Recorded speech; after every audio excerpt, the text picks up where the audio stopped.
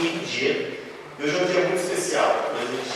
Nós trouxemos talvez aqueles que a gente mais se preparou, a gente mais ficou preocupado com os 17, que são o Bruno e o Rafael. Eles são colaboradores, fundadores do Big Linux, a maior distro de Linux brasileira. E antes de começarmos, nós temos alguns recados. Galerinha, esse evento vai à inscrição, então quem puder no final assine a lista, que vai estar passando para vocês. Esse evento ele vai ser aberto para perguntas também. Se vocês tiverem alguma dúvida, levante a mão, a gente vai levar esse microfone sem fio, vai ter um responsável para levar para vocês, tranquilo? Nós estamos sorteando a nossa caneca da Electron Geek e um multímetro com patrocínio do Doutor Eletrônico. Como é que vocês fazem para concorrer a eles? Nós temos um post lá no Instagram, vão lá em @eletronjun. Vocês vão encontrar um post onde vocês devem seguir a Eletronjun, o Doutor Eletrônico, e comentar o arroba de um amigo dentro dos comentários desse post, tranquilinho? E também, já vale uma vez que sigam o Big_Linux no Instagram, esse, eu tenho por aí agora, perfeito. Vocês vão ser muito bem-vindos, conheçam um pouco mais deste mundo. Bruno, Rafael, muito obrigado por aceitar o convite de vocês. A gente que agradece. Nós, da Eletron, agradecemos muito, isso é um evento um pouco especial para a gente. Nós temos aqui para vocês um presente, que é a nossa caneca. E aqui também tem garrafa d'água para vocês. Qualquer coisa, chame a gente. Eu sou o Isaac, o técnico de som é o Alencar. Obrigado, Alencar. Sintam-se à vontade, o palco é todo de vocês. Muito obrigado, aproveitem.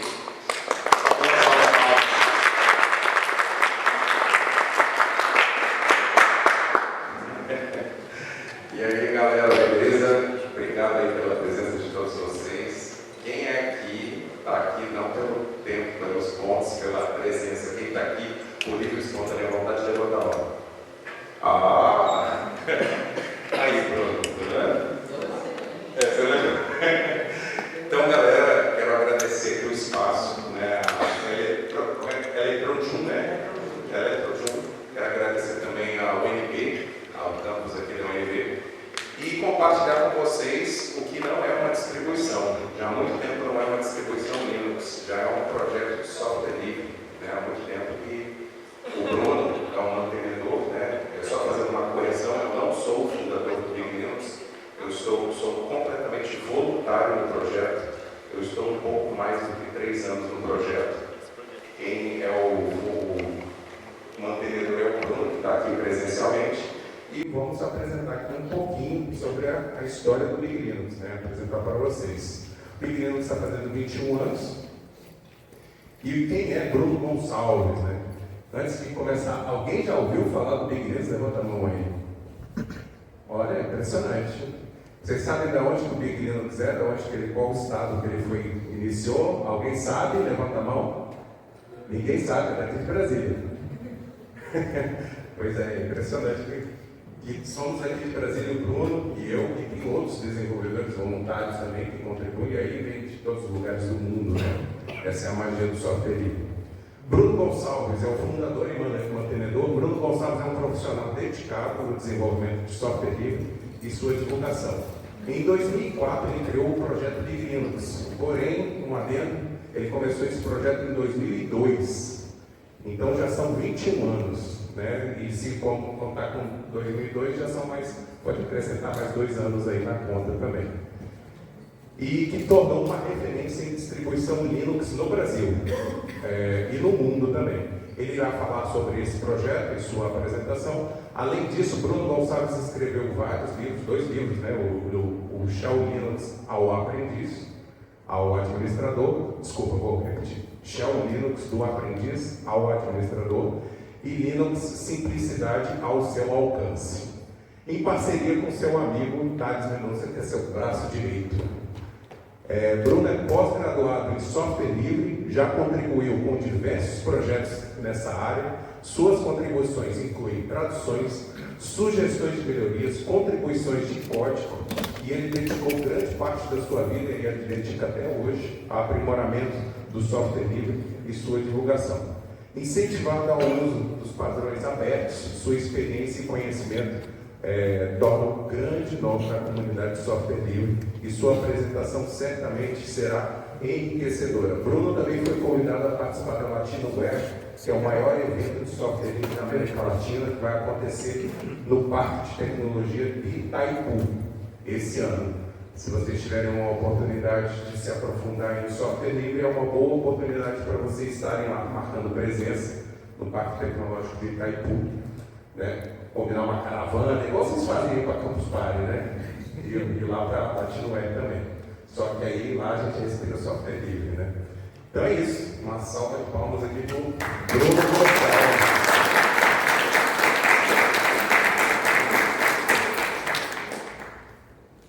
Alô? Estou ouvindo minha voz. Então, ele falou um pouco sobre mim. Parece um texto do GPT, talvez seja. Então... Não foi não. Foi. Calma aí. Esse texto foi criado antes do GPT, não foi GPT não. Nessa época não tinha GPT. Sim, você pode ficar com mexendo aí, mostrando o sistema enquanto eu vou falando, só para ter uma animação. Perfeito. E pega a cadeira aqui. Deixa eu ficar na outra, não é essa?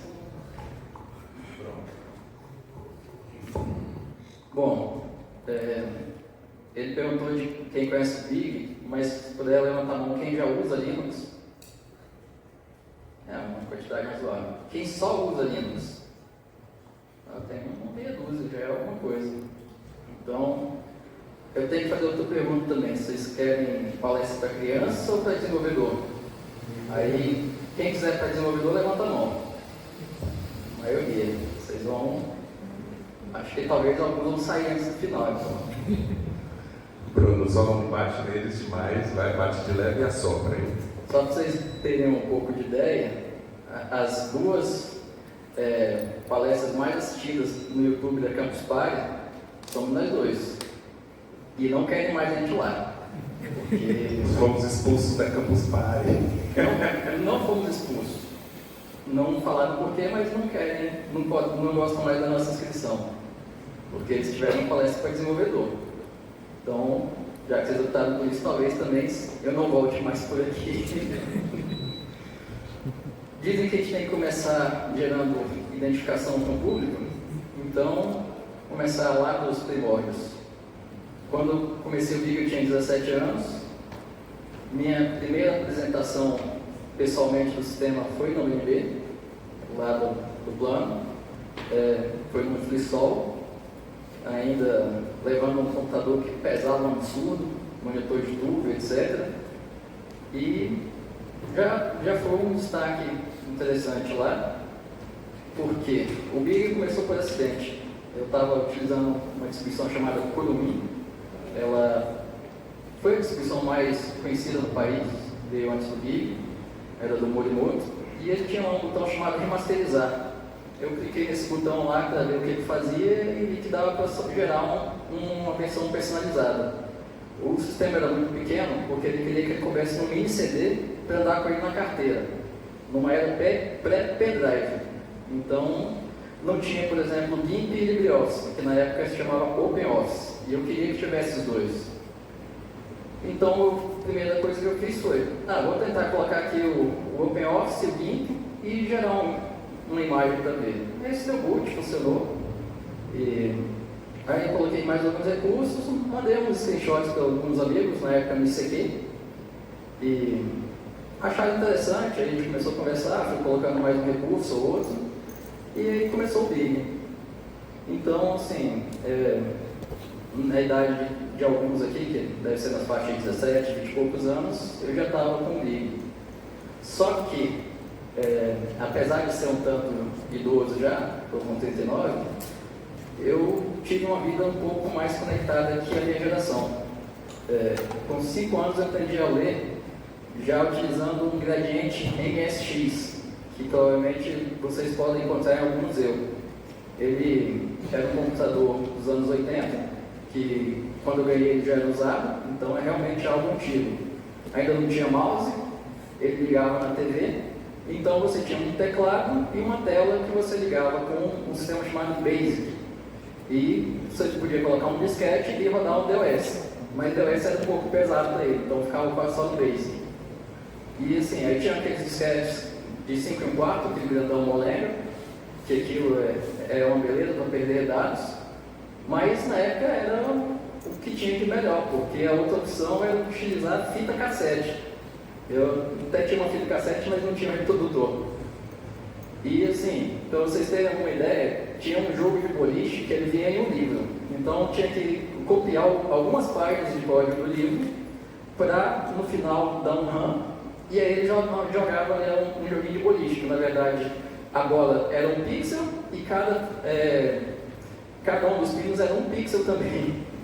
E a física era como? Se você batia na bolinha, o seu quadradinho no pino, ele caía, não tinha assim, o pino vai bater em outro pino. Isso era muito avançado na época. Então, quando eu mais ali uns 3 ou 4 anos, eu ganhei um computador, já um Pentium 133 com 16 MB de RAM. Aí tinha o Windows 95 e comecei a utilizar offline, né? Por exemplo, hoje nós temos Wikipédia. Na época eu tinha um CD do Almanac Abril. É uma espécie de Wikipédia dos anos 90. Tinha muito conteúdo, era mais ou menos como um site, e você tinha ali, o pessoal usava enciclopédias em papel, eu utilizava em CD. Então, com 9 anos, eu já entregava os trabalhos de escola impressos. E desde essa época, basicamente eu não escrevo, minha letra é horrível. Tem uma certa... Quando eu tenho que escrever à mão, tem que lembrar qual é o formato das letras, porque realmente às vezes eu esqueço. Então, com 10 anos, chegou a internet lá em casa, internet de escada. Desde então, eu viro as madrugadas online. Isso o quê? Até hoje, né, Bruno? Sim, por volta de 97, eu já estava na internet.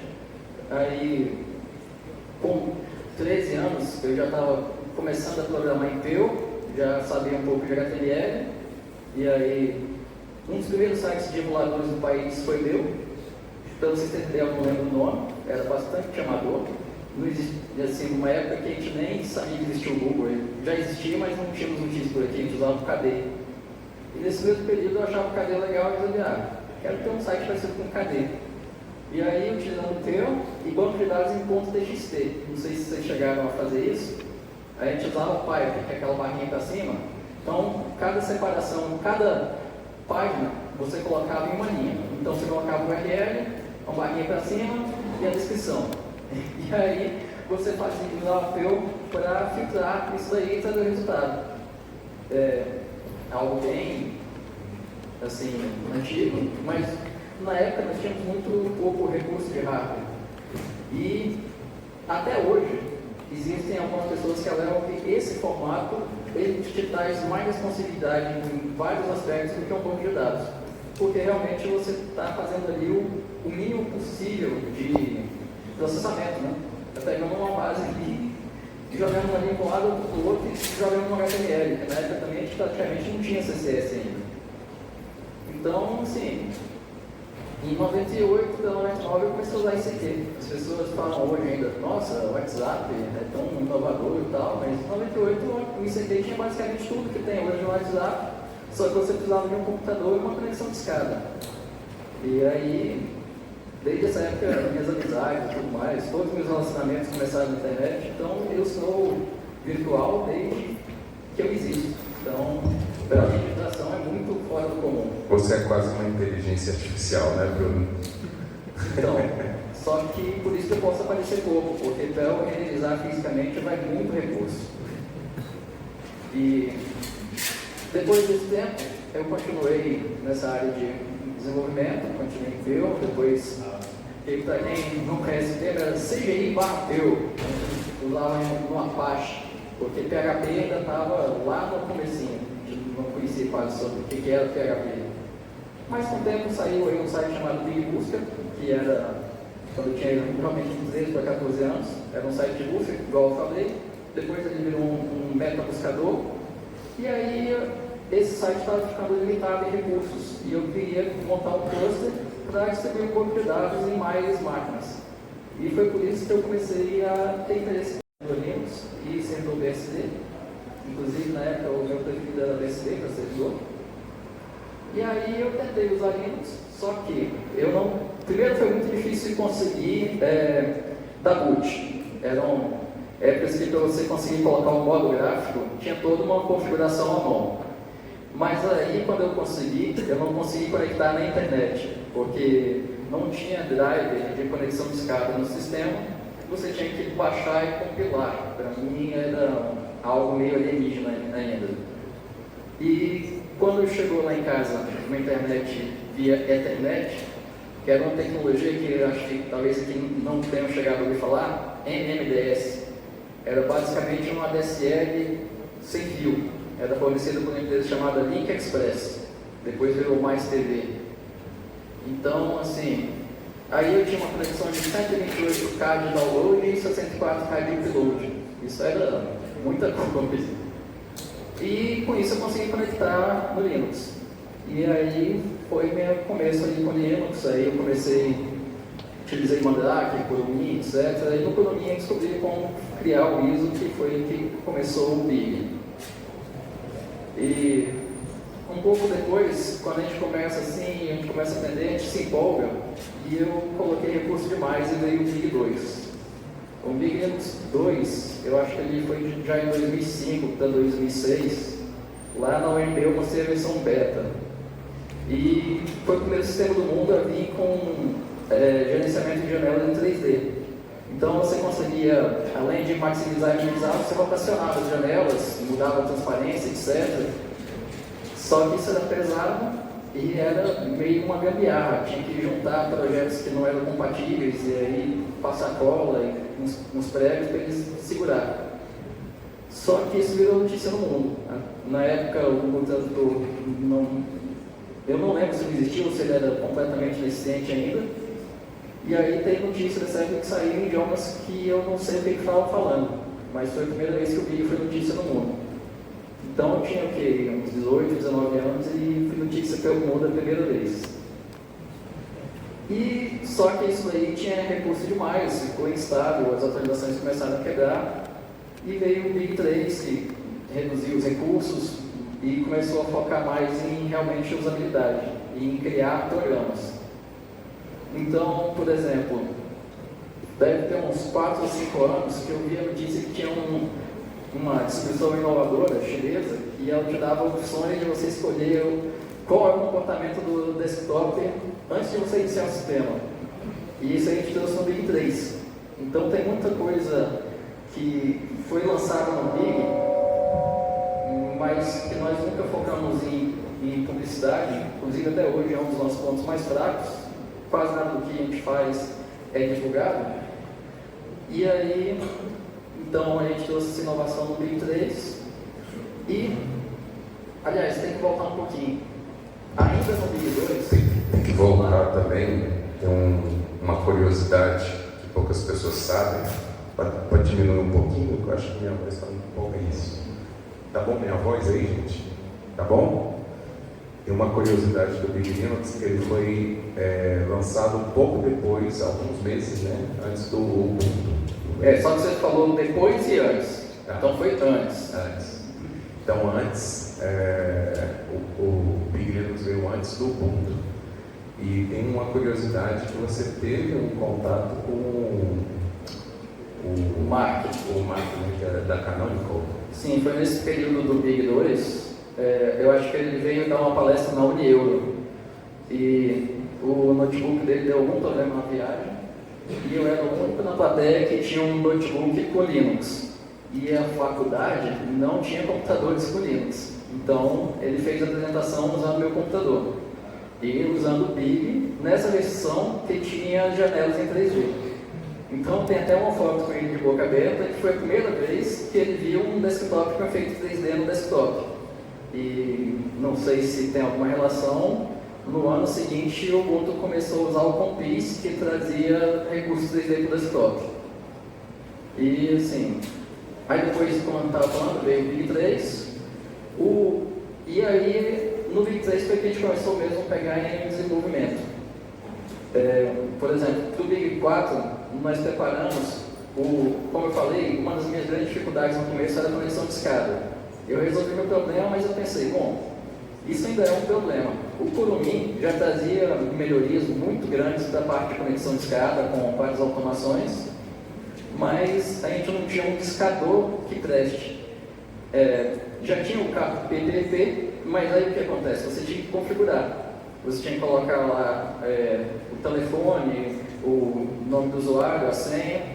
Já existia o discador do iBest, só que ele tinha suas dificuldades. E nós criamos um discador que, quando você abria, ele te dava uma lista lá com acho que uns 10 modelos de modem. Você escolhia qual era o seu, ele compilava o seu drive e colocava o modem para funcionar. E aí você escolhia o seu estado, e teve um voluntário que pegou toda a lista de telefones, municípios do iBest, do IG e de um outro provedor que eu não lembro. E fez um banco de dados naquele estilo que eu falei, que é das barrinhas ali, só que já era filtrado com grep. E aí a pessoa tinha uma interface escrita num programa chamado Commander, e ela podia escolher: meu modem é esse, eu moro em tal estado e esse município. Aí vinha a lista ali dos telefones dos provedores de conexão de escada. Ela apertava e o KPVP ficava configurado. Então já foi uma ferramenta que facilitava muito. Tinha já a opção de vários desktops. A gente já tinha melhorias, por exemplo, da conexão Wi-Fi, para você configurar a parte de driver também.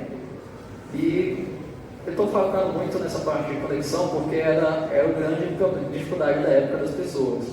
Porque, por exemplo, hoje você tem um modem que é um roteador e ele te entrega um DHCP via rede, Wi-Fi. Mas na época a gente tinha um cabo que ele entrava no computador e ele não te dava nenhum DHCP. Você tinha que fazer o papel do modem. Então você tinha que rodar um PPPoE e fazer sua autenticação na rede do provedor. E o que acontece? Para variar, não tinha nenhuma interface para gente, só havia linha de comandos. Então a gente já fazia interface para esse tipo de coisa. O usuário clicava em conectar e aí já vinha lá para ele colocar o login, senha e funcionar. Uma curiosidade, gente, o Big Linux foi, acho que foi a última distribuição que deu o maior suporte de acesso de escada ainda, né, das distribuições, é isso que eu me lembro? Bom, que eu tenho conhecimento, acho que foi até 2012 que eu mantive isso, de conexão de escada, e acho que foi a última distribuição a manter esse tipo de suporte. Inclusive tive que até modos de compilação ali do modem, tive que fazer alguns ajustes porque já não estava funcionando bem.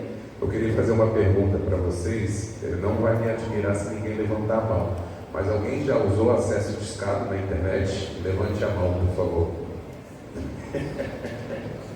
Gente, vocês não têm noção do que era isso na época. Para fazer um download de, sei lá, de 5 megas, demorava mais de uma semana, dependendo da velocidade da conexão. Vocês têm noção disso?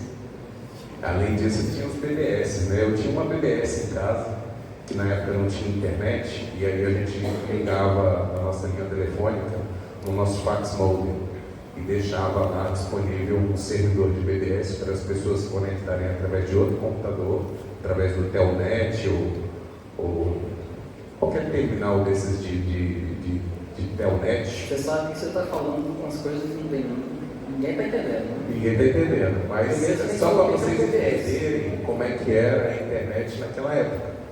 Né? Não, isso não era internet, isso era BBS. Não, mas antes, né? Eram os princípios, né? Que nasceram. Mas a gente tem que explicar primeiro que BBS é pré-internet. Eram redes locais, eles ligavam um computador no outro. E poderia até ter mais, bastaria você ter mais de um fax modem, aí você poderia fazer mais conexões. Mas o acesso discado, incrível que pareça, gente, pode parecer um absurdo para vocês, mas a linha de telefone ficava ocupada quando você estava conectado na internet. As pessoas não conseguiam ligar, né? E muitas vezes, dependendo do seu fax modem, você mesmo tinha que pegar o aparelho telefônico, discar o número do provedor, depois que começasse a fazer o barulho, que é um barulho de fax, né? Você colocava no gancho no seu modem para você conectar na internet. E assim a gente viveu, né? Nessa época. Eu não tive esse negócio da BBS porque eu sou idoso, mas não tanto. Eu já estou com quase 50 anos, gente. Então, mas é legal compartilhar isso com vocês, né? Sim. Então, a gente tinha parado no Big 4, né? Então, assim, a gente trouxe sempre algumas facilitações a mais, só que, desde que eu vim no Kurumin, nós tínhamos esse recurso que era o Commander. O Commander facilitava muito para a gente criar interface. Você colocava ali o botão, especificava o comando, etc., ele fazia para você. Só que acabou ali o KDE 3 e veio o KDE 4. O KDE é a interface que a gente utiliza, né? Inclusive, é o que vocês estão vendo aqui, que gera o papel de parede, a barrinha embaixo, etc., é o KDE. E o que acontece? A nossa interface ficou utilizando uma biblioteca que não existia mais, e aí precisávamos de um substituto. Fazer diretamente em C com GTK ou C com Qt não seria fácil. Eu teria que aprender muita coisa que eu não estava, assim, ia ser difícil de aprender e depois de implementar ia ser muito lento. Tinha um amigo aqui que ajudava bastante, que era o Thomas, e aí eu falei com ele sobre uma ideia. E se a gente utilizasse HTML e CSS para renderizar as coisas e por trás a gente usasse o terminal mesmo, o Shell, e aí a gente teria um acesso ao terminal com uma interface bonita em HTML. Aí o Rafael está até mostrando, eu vi o Bash View. Então, vocês conhecem o Electron? Então, o Electron, ele tem muitos programas aí, VS Code, que praticamente todos aqui devem conhecer, né? Ele utiliza o Electron, tem vários programas que utilizam o Electron. Então, sei lá, uns 5 ou 6 anos antes do Electron, a gente lançou o Big Bash View, que a ideia é a mesma, é você rodar coisas tradicionais do sistema, no nosso caso, que a gente gostava já de Bash, mas você podia rodar outras coisas, PHP, podia rodar qualquer coisa que soltasse alguma coisa na saída do terminal. Eu acho que uma comparação legal para vocês entenderem é que hoje em dia é muito comum nos celulares terem os web apps, né, web apps, né, que são as aplicações, apesar de ter a instalação lá, ele tem uma camada de web. E isso o Bruno já tinha inventado, sei lá, que ano foi isso, Bruno? Eu acho que foi 2008 para 2009. 2008, 2009. Então, esse é o Big Bash View, é uma interface gráfica que já tinha no Big Linux, e o interessante dela é que ela tem o HTML como a parte de visualização, é isso, né? Sim, ele é um navegador web, ele é baseado no Chromium. Inclusive, eu tenho que voltar no tempo para explicar um pouco para vocês de onde veio o Google Chrome. Agora, o Google Chrome, se eu falar aqui, todos levantam a mão, né? E ele surgiu a partir do KDE. No KDE, eu acho que foi o 2, eu não tenho certeza se foi o 2 ou 3, lançaram um navegador que se chamava Conqueror. Aí na época a gente tinha basicamente o Mozilla, que ainda não se chamava Firefox, e o Conqueror. Então, esse Conqueror eu achava interessante, ele era bastante utilizado, mas tinha alguns sites incompatíveis, então eu acabava usando mais o Firefox, mas eu achava o Conqueror mais responsivo. E aí, o Conqueror foi evoluindo e separou a interface como Conqueror e a parte mesmo de renderização como um negócio chamado WebKit. E aí a Apple foi lançar o Safari e eles perceberam que existia um WebKit que eles poderiam utilizar. Então, o Safari, o WebKit, veio do Conqueror. E o pessoal que foi lançar o Google Chrome, conhecendo o WebKit do Safari, resolveu utilizar no Chrome. Então, fizeram um fork do WebKit, que depois esse fork passou a se chamar de Web Engine, que é o que a gente utiliza hoje. Mas no fundo de tudo, ainda é o Conqueror.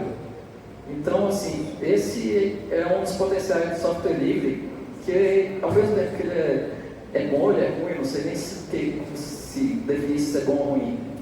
Mas vocês percebem que foi uma equipe pequena que resolveu lançar um navegador para um sistema que quase não tinha usuário, que a partir desse lançamento, por ser um software livre, permitiu que outras pessoas construíssem em cima, que tiveram que manter a licença livre, nesse caso, com o WebKit, que outras vieram desenvolvendo em cima, e que hoje é o que sustenta toda a web do mundo, porque todos os navegadores do Android tem também o próprio Chrome, que basicamente todos os derivados igual, que na verdade o Chrome ele vem do Chromium, né? Então, quase tudo é derivado do Chromium. Você vai ter Opera, vai ter Edge, vai ter o próprio Chrome, Brave e vários outros navegadores, tudo isso veio do Chromium.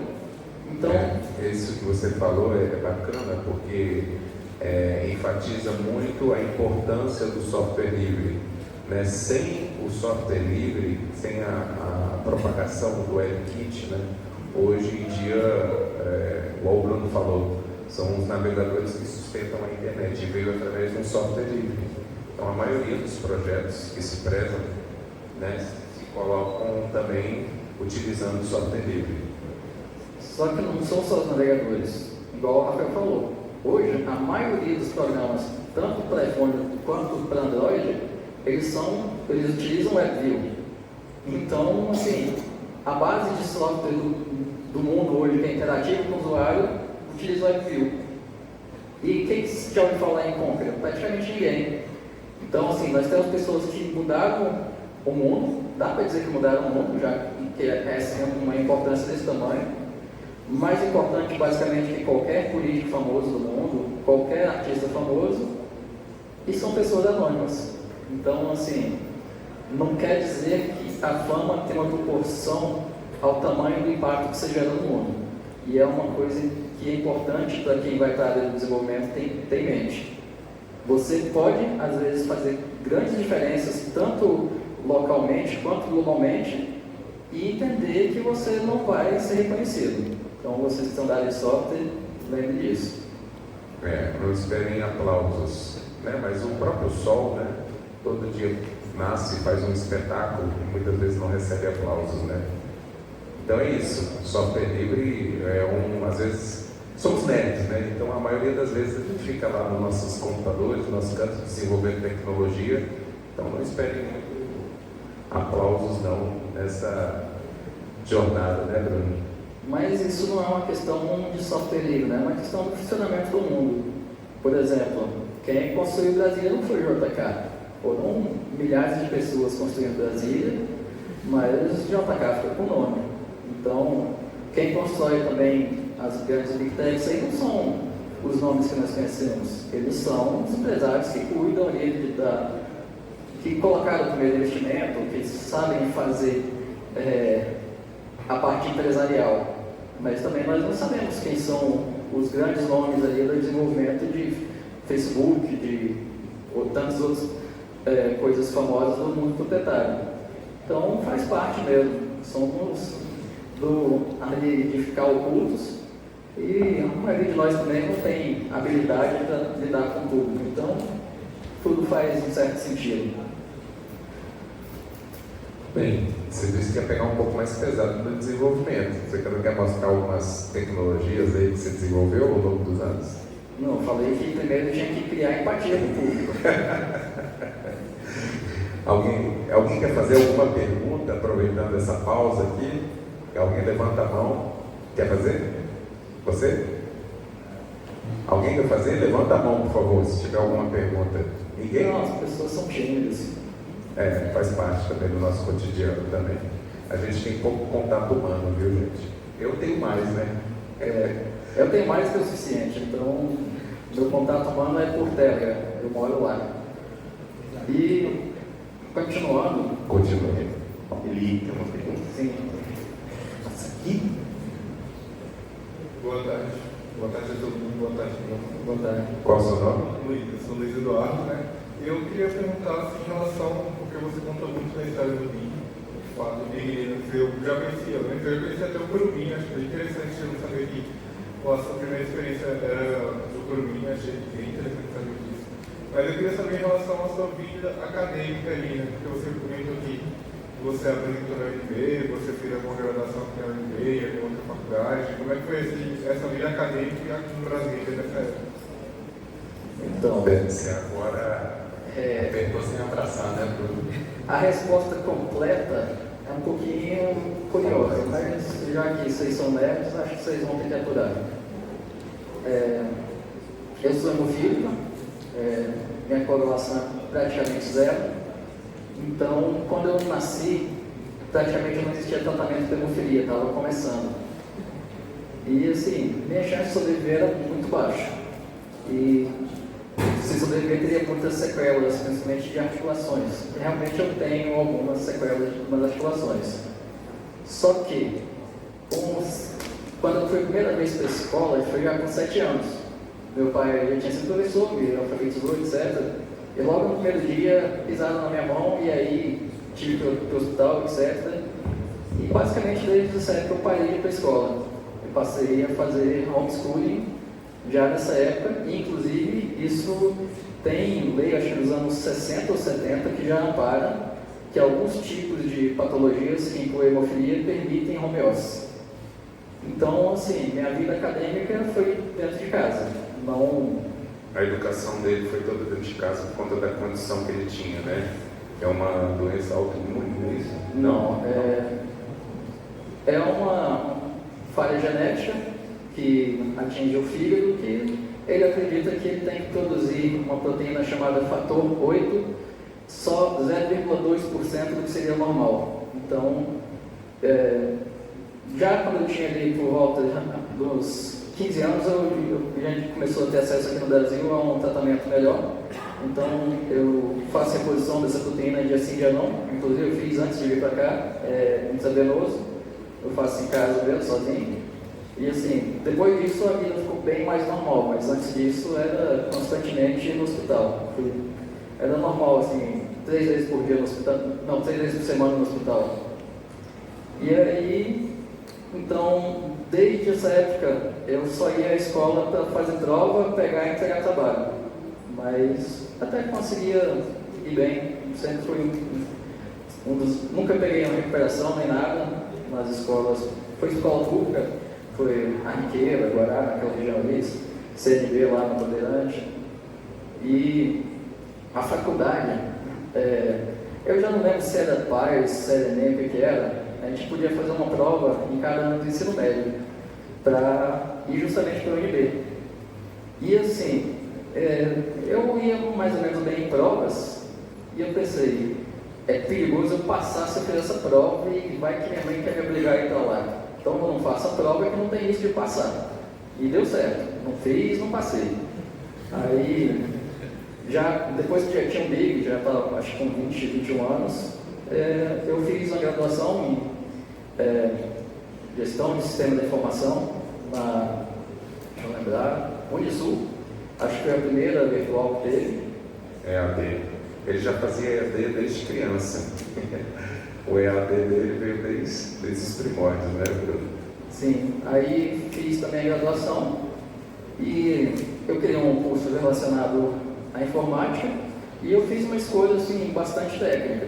Eu escolhi o curso que tinha menos semestres para me livrar mais cedo. E aí, era um curso na época de 2 anos, e depois, mais um ano, eu poderia fazer uma graduação. Fiz uma pós-graduação em software livre. Então, em 3 anos, foi graduação e pós-graduação. E, assim, algumas curiosidades. Minha monografia foi sobre o BIG. Então, eu não sei ainda, porque eu acho uma certa sacanagem que me deram 9. Não faz sentido, mas tinha que ser pelo menos 10. E na época, por exemplo, eu ficava me perguntando assim, se eu conhecia o Morimoto, que era o cara do Kurumin, essas coisas assim. Foi uma monografia que a apresentação foi completamente informal. Mas eu espero que ele seja muito melhor hoje, porque, sinceramente, uma das poucas coisas que eu me lembro do curso que eu fiz na graduação é que eu tive que ler aquela história da caverna. Que aí você vê que as pessoas ficavam vendo as sombras, porque de conteúdo técnico não teve nada. Eu acho que o mais avançado que teve lá é ensinando a instalar MySQL. Então... Alguém conhece essa teoria da caverna, das sombras? É tipo Matrix, né? É o princípio do Matrix.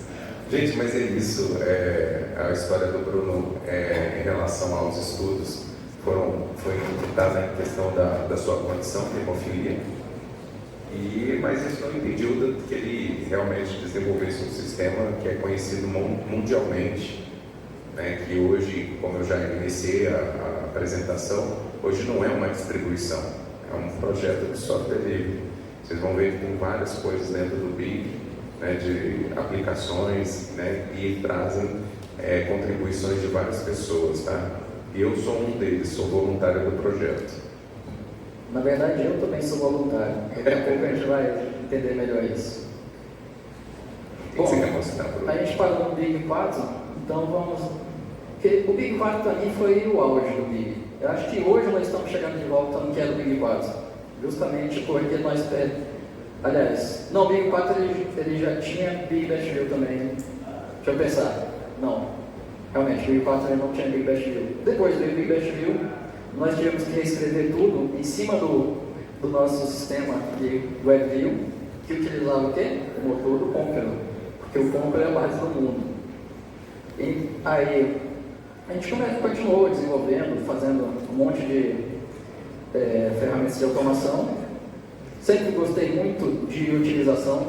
O Big sempre foi conhecido por ser muito leve pelo que ele traz. E agora tem uma coisa que é importante dizer. Linux, desde que eu comecei, as pessoas falam, não, é bom porque você pode utilizar um computador mais antigo que vai funcionar bem. E eu não concordo tanto com isso, porque o que acontece? Como o Linux, você pode montar ele da forma que for, você pode ir tirando recurso, até que fica horrível. E aí as pessoas consideram assim, não, entregar algo horrível para a pessoa que não tem condição de ter um computador bom, que é horrível, mas funciona, então ela vai ficar feliz. Eu acho que a gente não pode tirar todos os recursos para entregar a coisa, a gente tem que se virar para entregar recurso e ser leve ao mesmo tempo. Não vai ser tão leve, mas você tem que ter recurso, senão não justifica. Ele tem essa propriedade, né? Mas a gente tem que entender que o Linux não é só para computadores antigos, né, ou computadores domésticos. Hoje em dia, os 500 computadores os mais importantes do mundo que suportam a internet, eles suportam o Linux.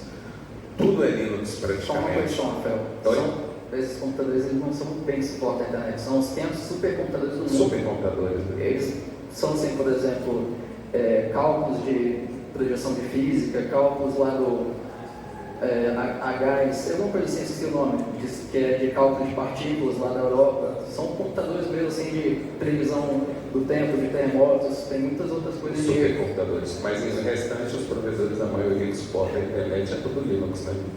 Eu acredito que o que não for Linux é BSD, porque só tem dois sistemas que são realmente oficiais. Que é o Linux e o BSD. E, inclusive, se você está utilizando o Android, né, o Android usa kernel Linux. As suas Smart TVs, a LG utiliza Linux também naquele WebOS. Você também, se você tiver um multimídia no seu carro, também é Linux. Né, os satélites também rodam Linux, a NASA usa Linux. Então, assim, muitas das coisas que vocês acham que não usam Linux, vocês já estão usando sem saber. Né? Inclusive, o PlayStation, eu acho que até o PlayStation 2, posso estar enganado, era Linux, depois ele passou para FreeBSD, se eu não me engano. E a Nintendo também é FreeBSD, a Apple também, né? Começou também. Então, nos videogames eu não estou sabendo, mas eu sei que a Apple baseada em BSD, no kernel deles. Kernel BSD, inclusive quando o Steve Jobs saiu, foi demitido da própria empresa que ele criou, a Apple, quando ele fundou a Next, ele utilizou o Widowmaker, né? Inclusive o Widowmaker teve uma participação do brasileiro nesse projeto do sistema operacional gráfico, que é o Alfredo Kojima. Então tem muitos brasileiros importantes aí que contribuíram muito na área de tecnologia e a gente aqui estamos fazendo a nossa parte. Só complementando aqui, Bruno, a Apple, né, também o iPhone também é baseado no FreeBSD, inclusive não tem como comprovar porque é um software proprietário, né, a Apple, mas acredita-se que tem bibliotecas até hoje criadas pelo Alfredo Kojima, desenvolvimento brasileiro. Então, eu tinha parado no ponto de falar que no Big a gente deve por manter a leveza do sistema, mas trazer recursos, porque, bom, vocês entenderam aí que eu comecei numa época que a gente não tinha recurso nenhum, né? Inclusive, quando eu comecei a fazer sites, para vocês terem ideia, hoje vocês devem perceber minificação, né? Que você automaticamente ele remove os espaços sobrando, etc. Isso era feito à mão. Então, eu tinha que minificar código à mão para colocar o site. Aí a gente chegou no Big 12. O Big 12 ele foi interessante porque ele já tinha acabado o Kurumin. Se vocês procurarem, vocês vão encontrar uma mensagem mais ou menos assim do final do Kurumin, escrita pelo Carlos Morimoto. Um adendo, apesar do Big ter vindo de lá, nós não somos amigos, praticamente nunca tive contato com ele, nós trocamos algumas mensagens na época fora do Kurumin, e foi isso. Mas, enquanto terminou, ele disse: aos que ficaram órfãos do Kurumin, a distribuição que segue a nossa linha e que eu recomendo é o Big Linux. E desde então o Big Linux assumiu, né, aqueles que queriam utilizar o Kurumin migrar para o Big Linux. Né? Então, a gente já é derivado do Kurumin, então a gente sempre teve essa rivalidade, né? Mesmo quando o Kurumin existindo, já tinha muita gente que ficava, não, prefiro um, prefiro outro, mas depois ficou só o Big. O Carlos Morimoto abandonou o projeto do Kurumin para se tornar Hare Krishna. Né? A gente tem até o contato dele, mas é muito limitado o contato. Quer dizer, a gente já mandou mensagem para ele mudou o nome dele. Hoje, você sabe qual é o nome dele? Não conseguia nem pronunciar. Ele não usa mais o nome Carlos Morimoto, né? Ele usa outro. E a gente já tentou contato com ele algumas vezes, inclusive fizemos homenagem do Kurumin dentro do Big Linux e infelizmente ele não tivemos resposta dele. Mas eu mandei uma mensagem de agradecimento e eu sei que ele leu. Então, tá tudo tranquilo, ele fez mais do que era necessário fazer. Pelo menos ali a gente viu que o checklist de lido estava feito. Então a gente tem a nossa contribuição também desse legado do Morimoto também.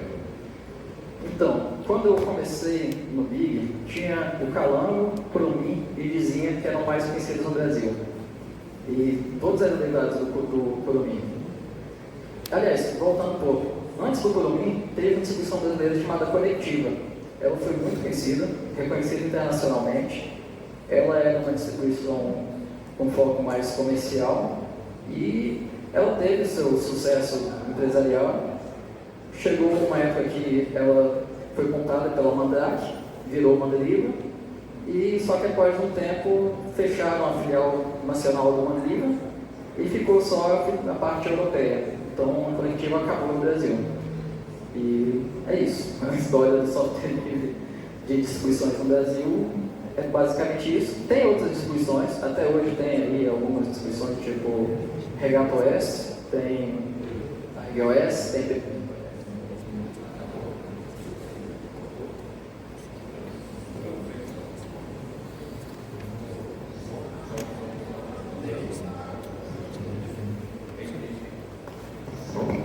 Som. Alô, Beleza. Continua, Bruno. Então, deixa eu pensar. Então, existem outras distribuições. Eu não gosto muito de falar de outras distribuições, porque todos estão fazendo ou dando o seu melhor. E, assim, nós temos muito pouco contato com distribuições nacionais. Eu tenho mais contato com pessoas de distribuições de outros países, principalmente nas derivadas de Arch Linux, igual o Big.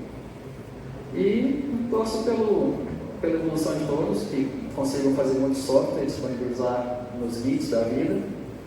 Gente, esse posicionamento do Bruno hoje é assim, mas na época ele tentou unir todos os desenvolvedores num projeto chamado Kayana Linux, não é isso? Na verdade, o projeto era União Livre Linux e Kayana foi a distribuição que foi votada a seu nome. Seu nome, né? Como é que é o nome do grupo?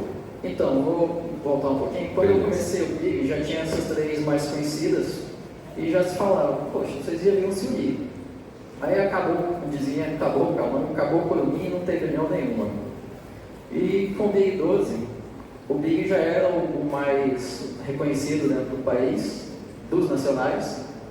Eu mandei em contato para os que eu conhecia e nós fizemos publicações, saíram em sites tipo BR Linux, que era bastante conhecido na época, falando, nós do Big estamos aqui de acordo de juntar com todos os outros. Eu concordo em deixar o Big de lado para criar um projeto em conjunto. Mas o que aconteceu? Os que eu entrei em contato na época, todos falaram mais ou menos o seguinte: hoje meu projeto tem uma certa importância, eu não posso parar ele para ir com vocês, etc. Torço por vocês, mas não posso estar junto. Isso foi em 2012. E o Big estava por cima, eu fui o único que topou. Nós chegamos a lançar o site, etc., do União Livre Linux, lançamos a distribuição Kayana. Não vou encontrar um Big Linux 14, porque na verdade vai ser Kayana. E aí a gente insistiu nisso por mais uns 2 anos e descobrimos que não ia ter adesão e que o nome Kayana não tinha emplacado. Resolvemos voltar do nome Big e voltar a ser Big entre nós mesmo, porque ficamos só nós. E que eu me lembro dessa época, não tem mais ninguém nativa. Então, assim, as pessoas que falaram, não, meu projeto é importante, não podemos seguir com vocês, que eram projetos mais novos que o Big, desistiram deles e o Big continuou. Então, sou a última resistência. Você é a última que resta, né? Dessa época, sim. Agora tem outros e a vida vai seguindo. Mas aí, vamos chegar no presente. Vamos pular aí uns 10 anos, porque senão a história fica muito chata. Vamos falar do Big atual. A gente está em 2025, desenvolvimento acelerado desde então, que uma das frases que eu falo é que esses Big são 21 anos trazendo futuro, porque uma característica do Big é que não é para ficar parado assim e falar, não, nós criamos aquilo e vamos ficar com o que nós criamos. Por exemplo, pode colocar aí a central de controle? Nós falamos do Big Bash View. Todas as nossas interfaces criadas no Big é do Big Bash View. Só que outras distribuições não adotaram, então para utilizar os recursos em outras distribuições dava um trabalho a mais, porque você tem que levar o Big Bash View, levar o programa feito em Big Bash View. E aí, com as inteligências artificiais, ficou muito mais fácil criar interfaces diretamente em GTK ou em Qt. Mas nós achamos que GTK 4 com a Adwaita facilitava mais ainda para a gente. Então nós estamos saindo do Big Bash View. Então, veja bem, nós temos um projeto que vem de 2008 até 2023, 2024. Ele veio em desenvolvimento contínuo. Desenvolvemos muitas ferramentas, inclusive ferramentas que facilitam a criação de interface Big Bash View. Nós utilizamos recursos também de outro brasileiro chamado BIR CSS. Quem estiver fazendo coisas web, é bom conhecer BIR CSS. Ele facilita muito a você implementar um CSS muito leve. A gente utilizava também Alpine JS, que eu não sei se tem aqui alguém que gosta de React, mas eu acho que os hospícios futuramente vão ter uma aula de React. Então a gente utilizou o Alpine para tentar manter um pouco de sanidade. E chegou num ponto que a gente falou, bom, temos aqui anos e anos de desenvolvimento, além da minha participação lá do Thomas que criou, teve o Wilson, teve muita participação do Elton ultimamente, mas o mundo evoluiu, as inteligências artificiais nos ajudam e vamos fazer direto em Python com GTK e Bash. E está aí. Uma das coisas é a central de controle, que a gente já aportou. Central de controle. Isso. Aí, por exemplo, dentro dela tem várias coisas que nós fizemos. Ali a parte de drivers e firmwares, ela ainda está em Big Bash View. E uma das coisas que a gente tinha uma certa dificuldade era do usuário informar, aliás, drive firmware é pensação de driver, né? Ele faz uma varredura no hardware do sistema e ele já recomenda na primeira tela quais drivers são compatíveis e podem ser instalados à parte. No Linux, quais outros drivers que você precisa já vem incluso, mas tem alguns drivers que precisam ser instalados à parte. Esses poucos drivers, praticamente todos estão nessa interface. Só que, primeira coisa, o usuário geralmente não sabe onde procurar nem como instalar. nós fizemos a interface para ele fazer isso com clique. Ele baixa no malware que já tem as partes de instalação. Então, já tem pessoas fazendo um trabalho de instalação, já tem pessoas criando drivers, e faltava uma ferramenta fácil para trazer tudo em um local só. Aí nós fizemos isso no Git. Só quem já presenciou e vivenciou isso sabe o tanto que é difícil encontrar drivers que sejam compatíveis aí. E hoje eu considero o Big Driver Manager como o maior biblioteca de drivers disponível aí do mundo Linux, está no Big Linux, né? E você pode portar para a sua distribuição também, para auxiliar. Ele tem um detector de driver, né, que ele faz uma análise ali na primeira página aqui, ó. Então, essa interface ela começou por causa desse detector de driver. E o que acontece?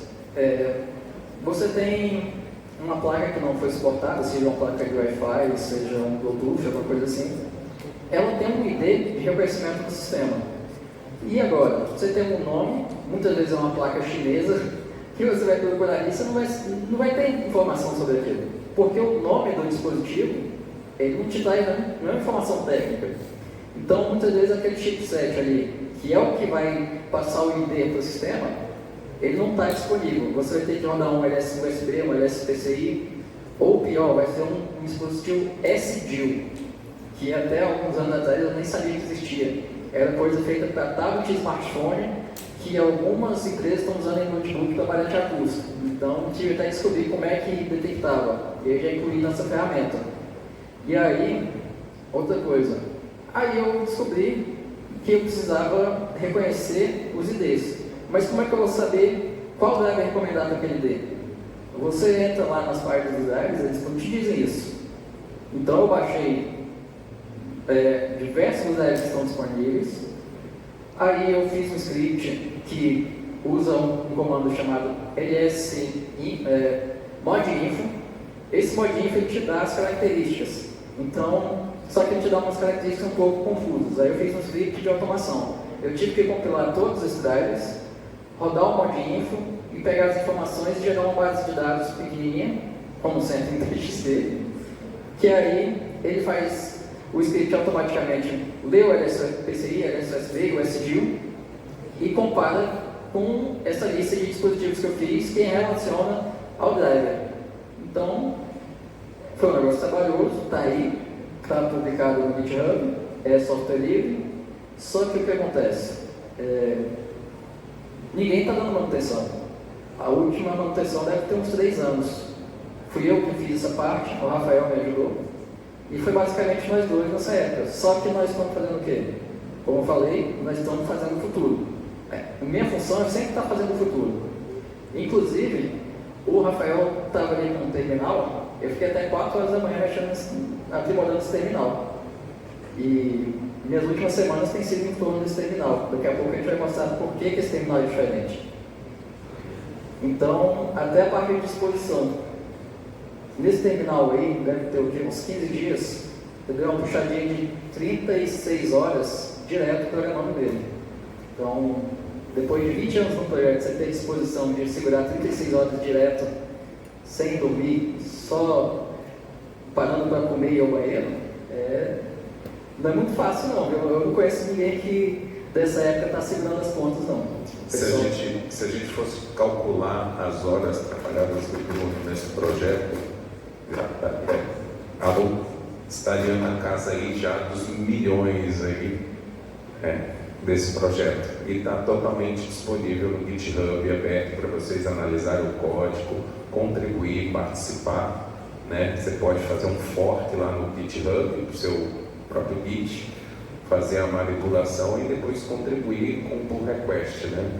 E imagina quantas horas, né? Desde 2004, né, Bruno? Então, a última vez que eu fiz assim, um cálculo muito superficial, colocando uma hora bem baratinha, muito abaixo do que seria minha hora hoje, porque seria desde lá do começo. Tem que ser uma hora tipo júnior, né? Tem o sênior, tem o júnior do júnior. O júnior do júnior. Se colocasse aí mais ou menos minhas horas dedicadas ao Big, daria mais de 3 milhões de reais.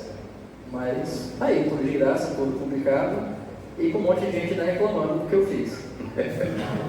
Só que no software livre, cada um é uma formiguinha. Então, a minha contribuição ali no mundo do software livre é um grão de areia. Nós estamos falando aí de algo que, se fosse convertido em valores financeiros, seriam vários trilhões. Tri com 3 mesmo assim, porque são milhares de pessoas ao redor do mundo contribuindo. E nós só existimos porque existem milhares de pessoas fazendo a base que nós utilizamos. Desde o kernel, ao Qt, KDE, GTK, GNOME e uma série de enormidade de nomes aí. O projeto GNU foi utilizado lá não pelo Linux quando ele começou o kernel, ele precisava das ferramentas do GNU para compilar o kernel. Então, é um grupo de malucos pelo mundo reunido. Muitas vezes a gente sequer gosta um do outro, que é uma coisa interessante do mundo software livre. Você pode não gostar da outra pessoa, competir com ela, e competindo um com o outro, um usa o trabalho do outro. E isso é muito mais normal do que parece, porque o cara vai lá e faz uma melhoria e você fala, pô, o cara fez uma melhoria, eu não faço melhor que ele. Aí você vai lá e faz melhor. Aí ele fala, não, esse cara aí tá de sacanagem comigo, eu vou fazer melhor que ele. E a gente começa a criar umas competições assim, e liberando para o público. Isso é muito legal. Essa é uma das coisas que mais me chamou a atenção no software livre. Quando eu entrei no Big Linux, o intuito de ajudar de qualquer forma, assim, eu queria ajudar até financeiramente, né? Mas, por um convite do Barnabé, ele falou o seguinte, cara, a gente está precisando muito melhorar o visual do Big, né? A parte de aparência do Big Linux. Eu peguei quando eu estava mudando do Manjaro para o Manjaro, né? Aí eu disse, cara, deixa comigo. Só sei que eu fiquei, eu acho que uns 3 dias trabalhando no central de controle, eu acho que foi o central de controle, o BitStore, trabalhando direto para fazer essa interface. Né? Hoje já é uma totalmente diferente, né? Quando eu comecei.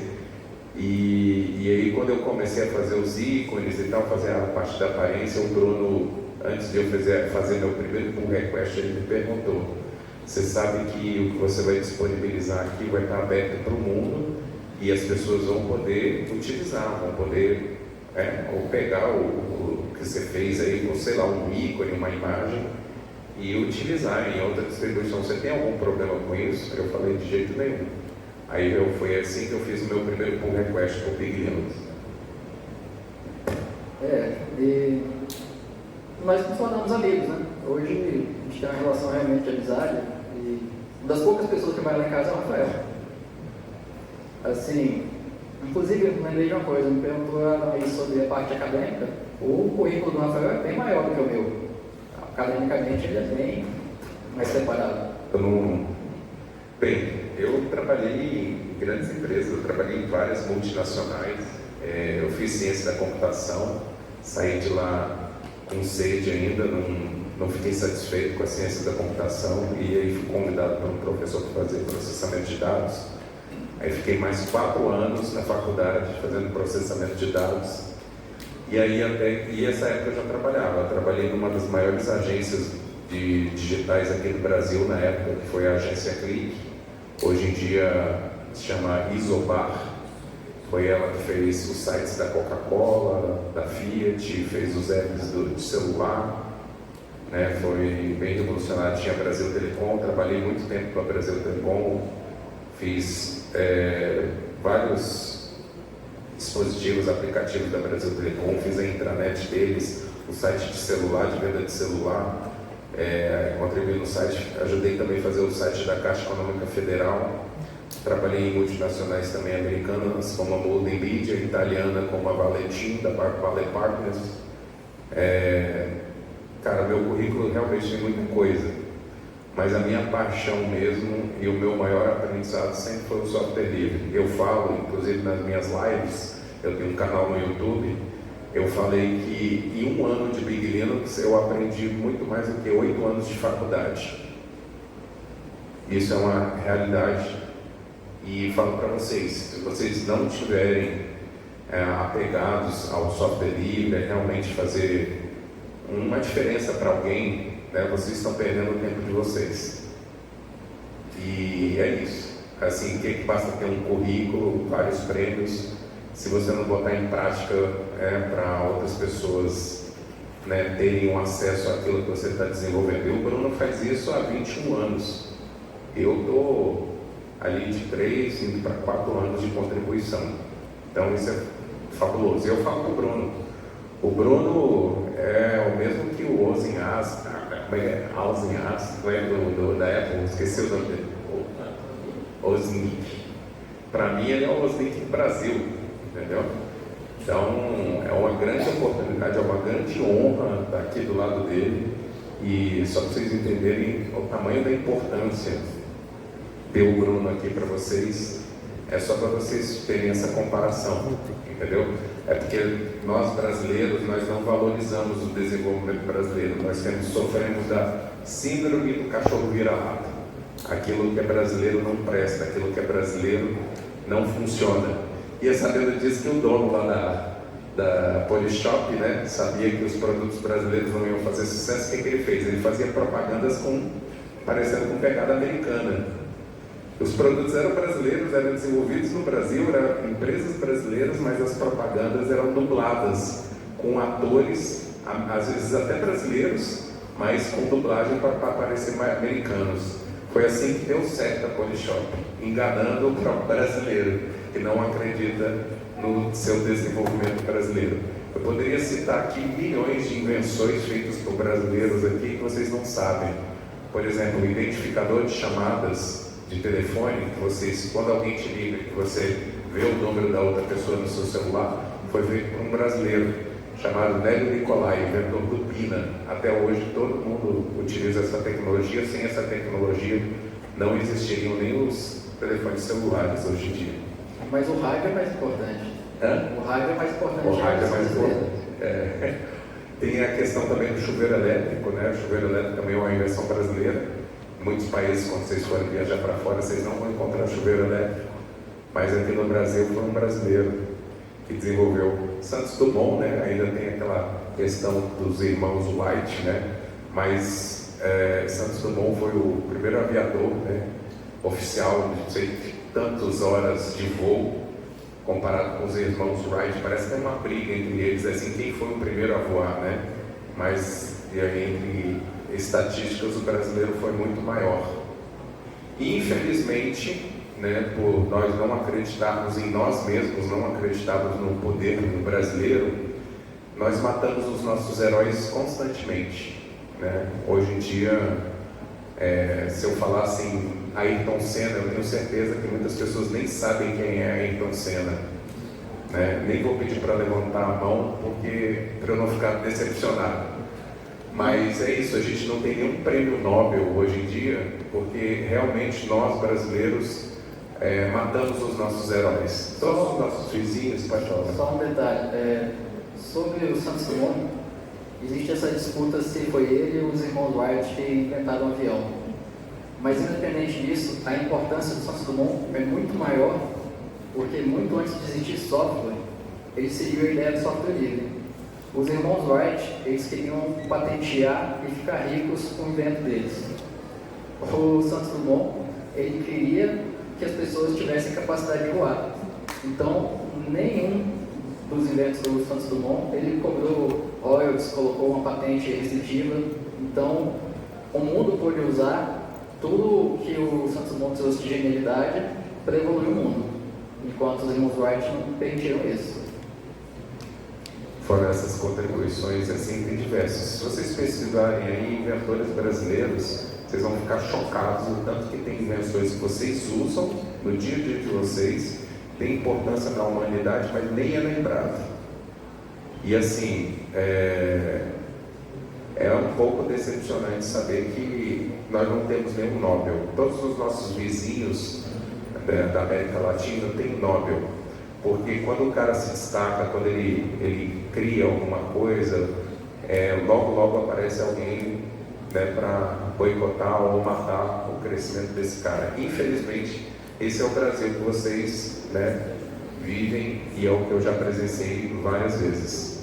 Mas não é o que vocês podem fazer daqui para frente. Vocês podem mudar. Eu vivenciei essa jornada, né? Essa jornada, eu estou com quase 50 anos. isso que eu vivenciei. Mas a minha jornada pode ser que não seja de vocês. Vocês que estão na faculdade, vocês podem mudar isso. A minha geração talvez não tenha sido tão boa, né? Só que assim, o Rafael começou fazendo muitos elogios e um dos nossos grandes contribuidores, que faz boa parte da automação, principalmente da estrutura do Big Linux, se chama Barnabé. Ele fala uma coisa sobre mim que eu tenho que concordar. Talvez eu seja a pessoa com o QI mais elevado que ele conhece e que eu conheço. Só que QI pode ter várias interpretações. Tem o QI de coeficiente de inteligência, tem o QI de quem indica, e o QI que nós conhecemos lá é o QI de insistência, coeficiente de insistência. Então, o meu coeficiente de insistência é muito alto. E talvez, por estar mostrando aqui várias coisas que eu fiz, vocês pensem, não, ele tem alguma inteligência extraordinária, etc. Quando estava com 33 anos, tive que fazer uns exames lá com psiquiatra, etc. E deu uma coisa que eu já sabia.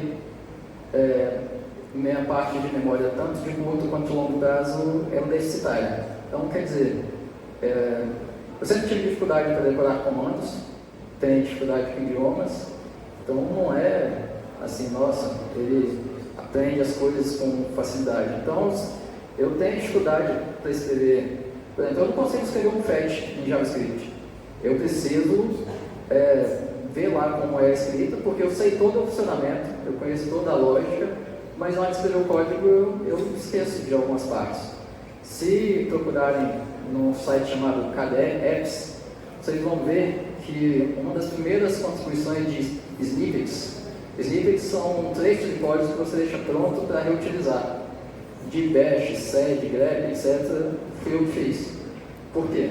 Justamente por ter dificuldade de lembrar os comandos inteiros, eu faço anotações que eu sei onde eu vou reutilizar, então, e eu compartilho isso com outras pessoas, eu vou reutilizando.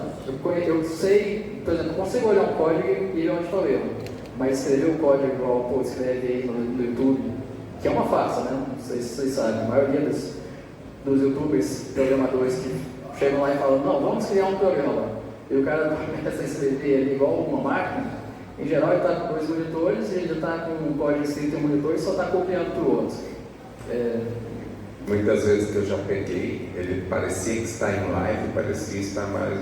Tudo era diagramação. Não fazia nem barulho do teclado digitando, só algumas vezes. Eu disse, ué, que estranho, como é que ele está digitando essa linha do código sem barulho do teclado? Aí quando era para usar, era diferente. Então, assim, vamos em frente, né? Vamos falar de Big, né? Então, o Rafael falou de não ter o barulho do teclado, talvez porque ele estivesse estudando Big, porque nós temos o nosso filtro de ruído. Temos o nosso filtro de ruído desenvolvido aí pelo pessoal.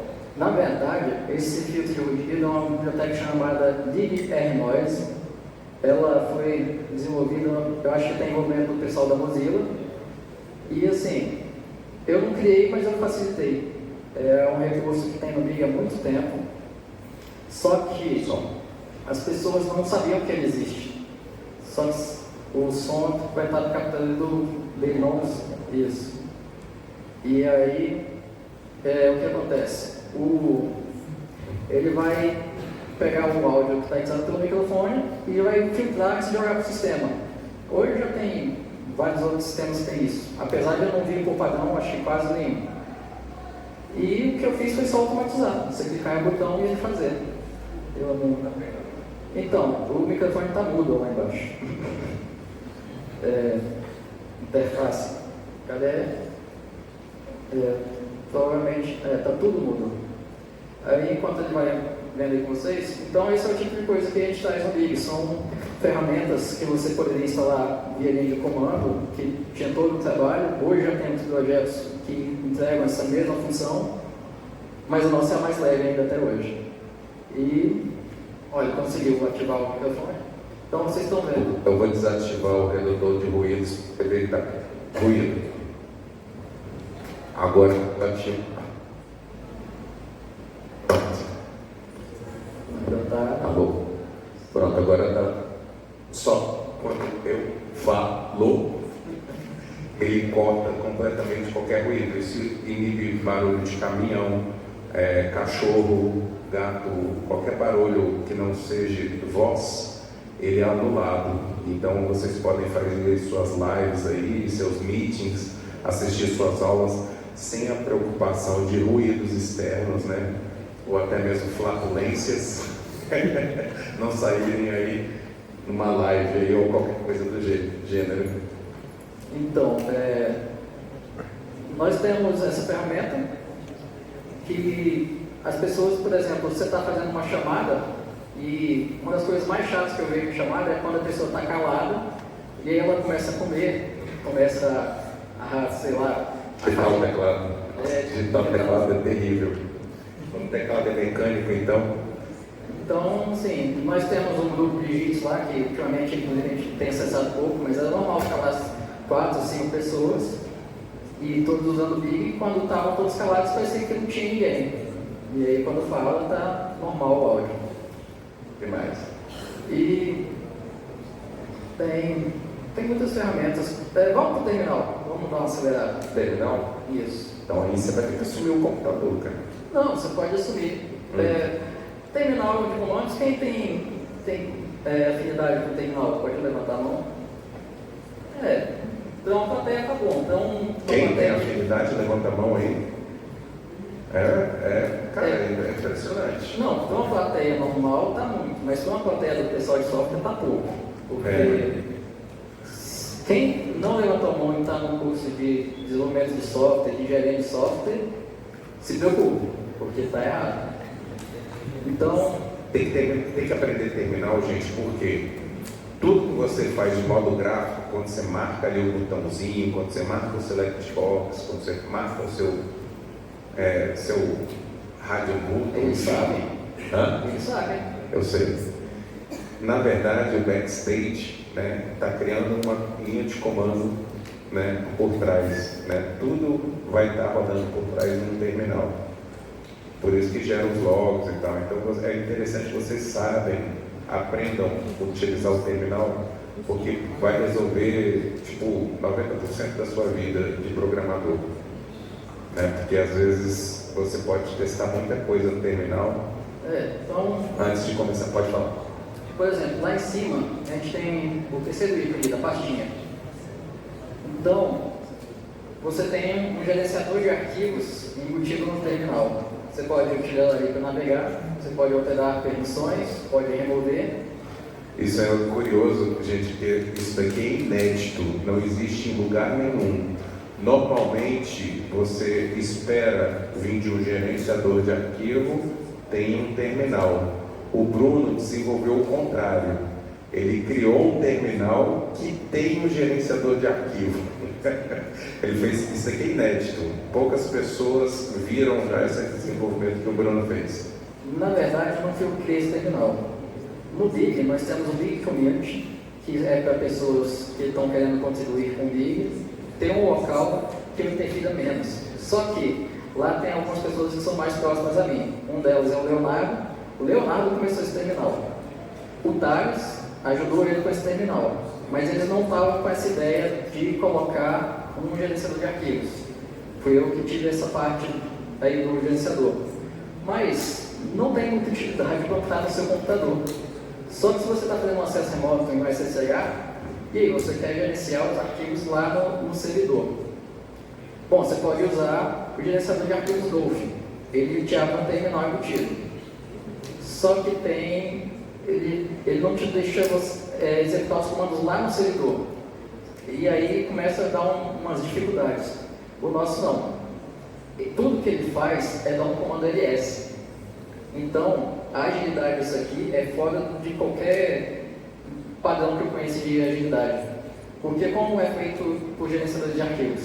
Eles fazem um acesso realmente a um disco remoto e de cada arquivo eles pegam os metadados para gerar na tela. Nós não pegamos metadados dos arquivos, nós pegamos uma simples saída de um ls menos LA. Então você está no servidor, você tem ali, por exemplo, na parte direita embaixo, lá, quando você escreve ali, você filtra. Então você está numa pasta lá no servidor, tem 2.000 arquivos. Aí você quer achar um arquivo, você só começa a digitar e faz uma filtragem instantânea porque está rodando aqui no próprio terminal, não está dependendo de ficar indo no servidor e voltando. Aí você pode dar 2 cliques no arquivo de texto. Por exemplo, você vai configurar um Nginx remoto. Você vai lá abrir um nginx.conf. Você pode ir lá com VI, pode ir com Nano e editar. Mas se você quiser editar no Kate, no VS Code, você vem aqui e dá 2 cliques. Ele vai rodar um comando de nsync, vai trazer localmente e vai ficar monitorando alterações naquele arquivo. Então você vai editar com o seu editor de código favorito, vai salvar, vai estar monitorando qualquer alteração do arquivo e vai rodar um nsync para mandar para o servidor. Isso, para quem é DevOps, é uma mão na roda. Isso vai acelerar as coisas muito, porque, como eu disse, tem soluções mais ou menos parecidas, ao contrário, de gerenciador de arquivos que trazem terminal, mas é muito mais lento. Então, com isso daqui, que está no nosso Git, está em versão de teste, deve ser lançado como estável, talvez até a semana que vem, e realmente é algo que eu não conheço similar no mundo, só que isso é pouco. A gente pode baixar arquivos, pode enviar arquivos em lote. Então, você quer baixar uma pasta, você vai fazer o quê? Você vai dar um comando SCP, que é chato pra caramba de se lembrar quando dá um comando SCP, e esperar e tudo mais? Não, você clica na pastinha, manda baixar, ou então você arrasta os arquivos e joga lá, ele vai te pedir uma confirmação, dá ok, vai ser por nsync. Nsync é uma das formas mais rápidas que tem de transferência de arquivo, além do que, se você tem um arquivo lá, sei lá, um arquivo de 10 MB de texto, você alterou uma linha, ele vai fazer um diff, ele vai te mandar essa linha para o servidor, ele não vai ter que mandar de novo os 10 MB. A nsync existe, sei lá, quando eu comecei no Linux existia nsync, no Linux existia nsync. Só que quase ninguém conhece a nsync ou sabe utilizar, então vai estar integrado, vai ter uma agilidade diferente. E aí, o que acontece? Você tem ali o olhinho lá em cima, dele, você pode ir ali no botão de mais, e aí você vai cadastrar seus servidores. Está lá, terminal local, você pode mudar lá para SSH. Lá na direita ali. Aí você coloca uma conexão SSH e vai colocando seus servidores. Aí você vai criando sua lista de servidores, ela vai ficando ali, você vai lá, clica, você já pode deixar a sua senha salva, a senha vai ficar na carteira do sistema, então não está sendo gerenciado pelo nosso programa, já é algo mais confiável, uma KDE Wallet, um Gnome Kerin, e quando você der 2 cliques, vai logar para você e deixar disponível um SSH, que você vai lá e clica e tem um terminal e envia o recebimento de arquivos fácil. É uma curiosidade que o Bruno citou sobre essa parte de confiabilidade, né? O Big Linux não coleta metadados, nenhum. Então vocês podem utilizar, que a gente não coleta nem qual o seu hardware, a gente não faz coleta de nenhum dado do Big Linux. Volta e meia alguém pergunta assim, vocês têm noção de quantas pessoas utilizam o Big Linux no mundo? Não, porque nós não coletamos. A única informação que a gente consegue ter, para a gente ter uma média, são a página de downloads, né? Que ele faz um controle de downloads. E a última vez, você lembra, Bruno? Então, não é nem controle de download, ele só tem controle de saber quanto está usando de banda no servidor. Quanto que está usando de banda. Essa é a única informação que a gente tem, inclusive nem é fornecido pelo acesso de vocês, somente do servidor, onde está disponível o repositório e os arquivos para download do link. Nós estamos com a média de 1,5 tera por dia. E, quer ver, Rafael, você pode fechar e ir lá em preferências, porque tem mais alguns detalhes. A resolução é muito baixa, né?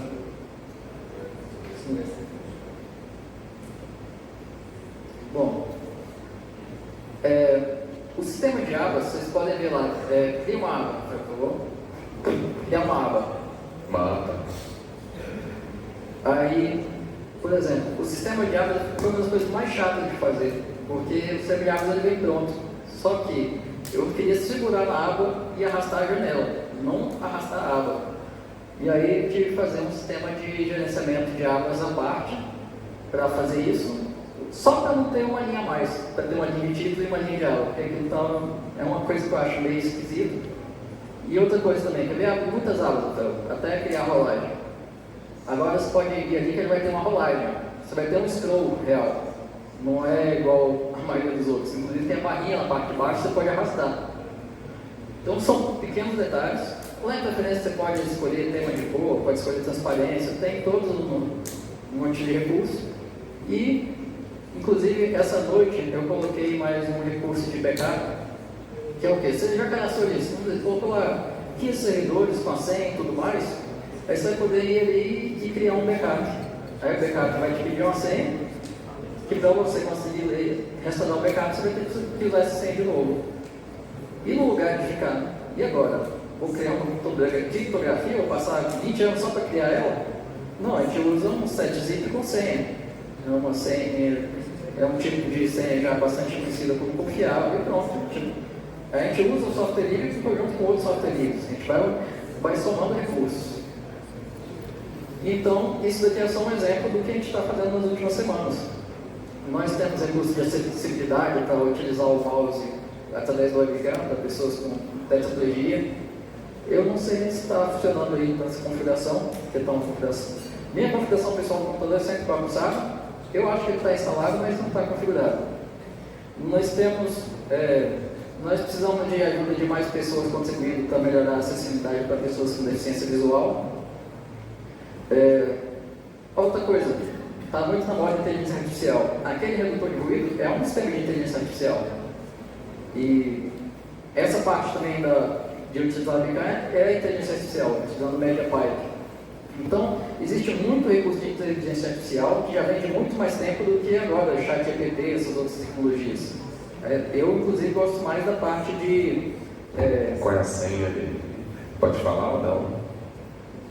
Big. Então, como vocês podem ver, o que você está fazendo?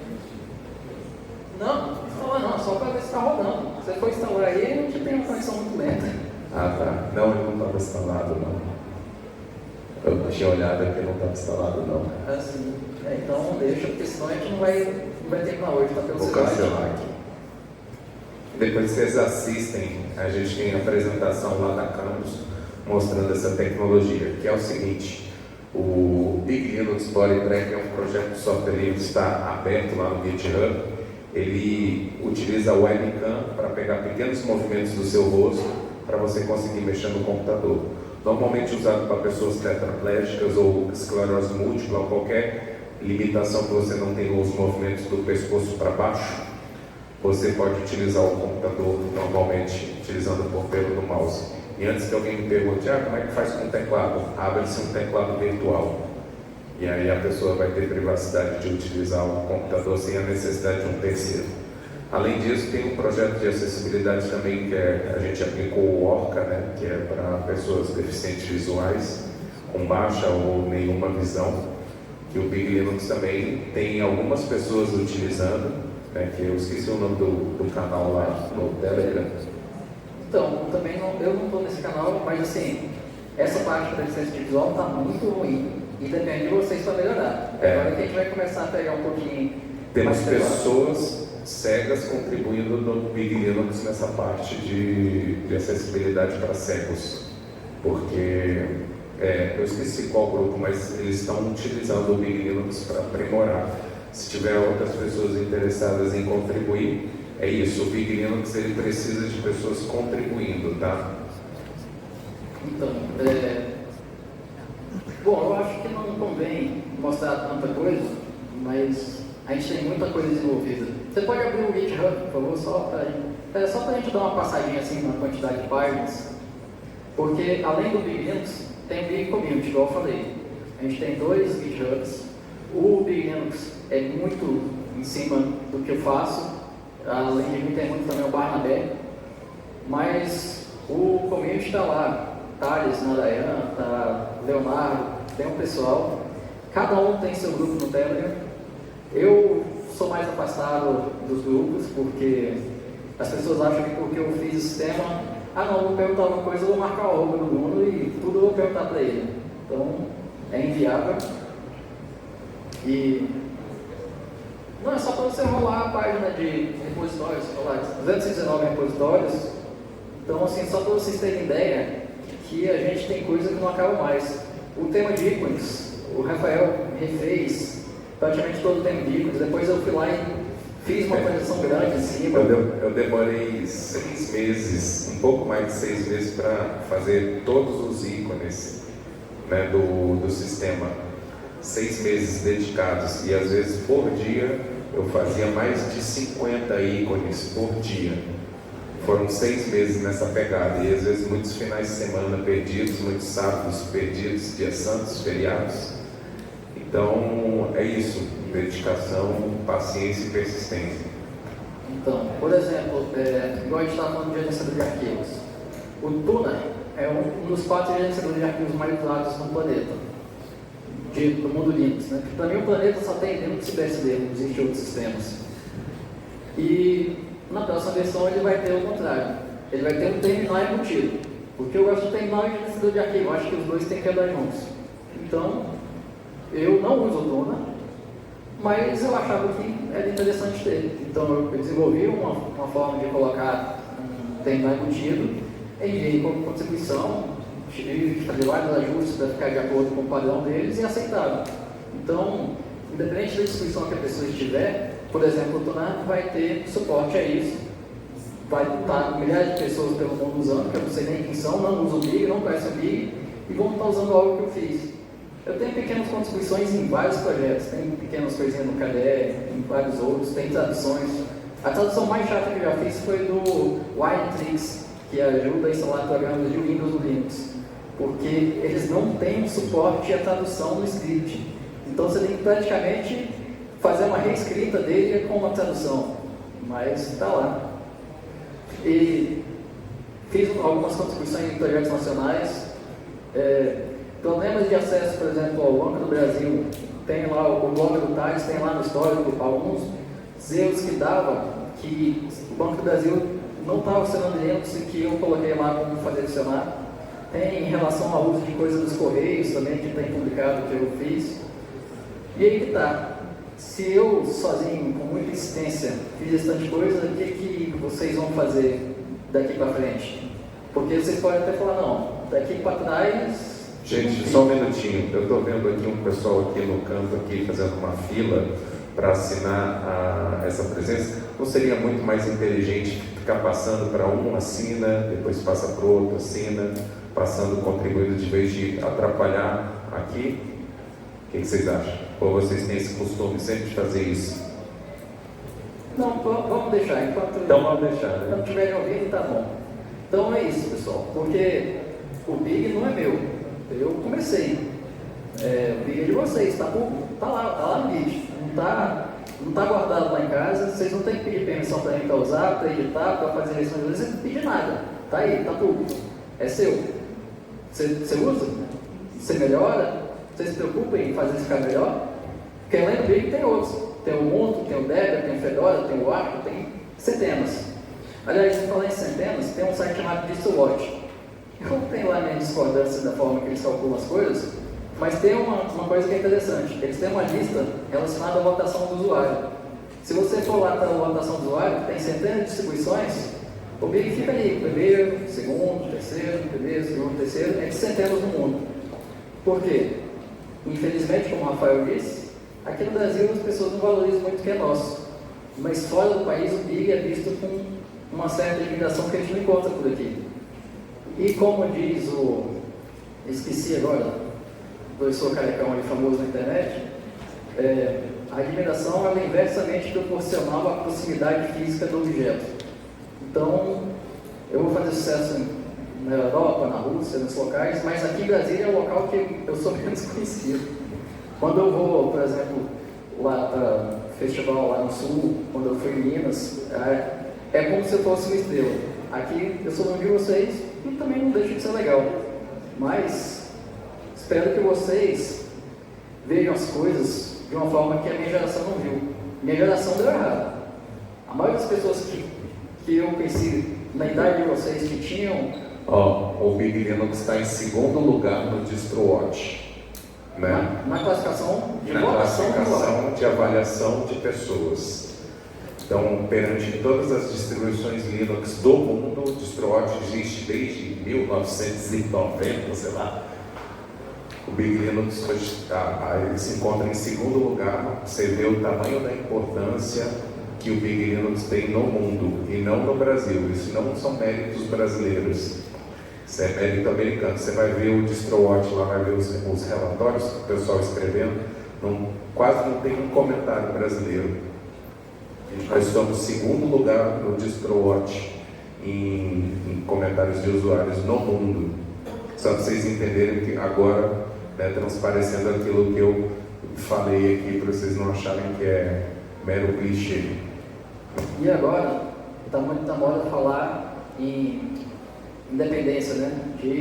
Esqueci o nome, estou falando tanto, tá vendo? Minha memória é ruim de verdade mesmo. O que o Cristiano está falando sempre agora, aquele termo? O Brasil tem que ser independente, é mais caduco que eu não vou lembrar também, o Covid, depois do Covid a gente ficou retardado. Estamos falando agora de soberania, é isso. Soberania digital, tem se falado muito de soberania digital, é isso, né? Isso, soberania. Só que, soberania é o quê? É independência, na mesma. Como é que você vai conseguir soberania se você não tem acesso ao código? Se não é algo seu que você pode fazer o que quiser? Eu não vejo a possibilidade de ter uma soberania do país. A gente tem que ter soberania mundial. Cada pessoa tem que ser soberana. Você tem que ter acesso a tudo. Quando você tem acesso a tudo, o país tem acesso a tudo, o seu estado, sua faculdade. Aqui não é mesmo. Todos os programas eram para vocês terem um código-fonte, era para vocês poderem melhorar. Não era para vocês estarem usando software proprietário. Quando for um software proprietário que não tem equivalente, por que vocês não fazem? Só fazer. O mundo está muito mais fácil. É muito mais fácil você aprender as coisas, é muito mais fácil você ter bibliotecas que te adiantam, que você vai já sair lá na frente. A inteligência artificial, então, colocou tudo em outro patamar. Você não vai só falar pela fazer. Eu uso inteligência artificial todo dia, só que ele coloca na mão de alguém que não sabe o que está fazendo, vai sair tudo errado. Mas a gente está conseguindo usar. Minha produtividade eu estou rendendo que, sei lá, 5 ou 10 vezes que eu rendia antes das inteligências. Mas vocês têm que aprender isso. Vocês estão nesse mundo acelerado de agora. E é muito mais divertido do que antes. Ó, eu tenho uma caneca aqui. Essa caneca, inclusive, vai ser sorteada, né? Não é isso? Essa é sua. Ah, essa é minha? Tá. E nós temos aqui uma garrafa de água aqui, ó. Beleza? Vocês sabem me dizer qual o líquido que tem aqui dentro? Alguém sabe que líquido tem aqui dentro da caneca? Hã? Você está chutando, não está? E aqui, vocês conseguem ver que líquido que é esse? Isso aqui é um refrigerante? É o quê? Hã?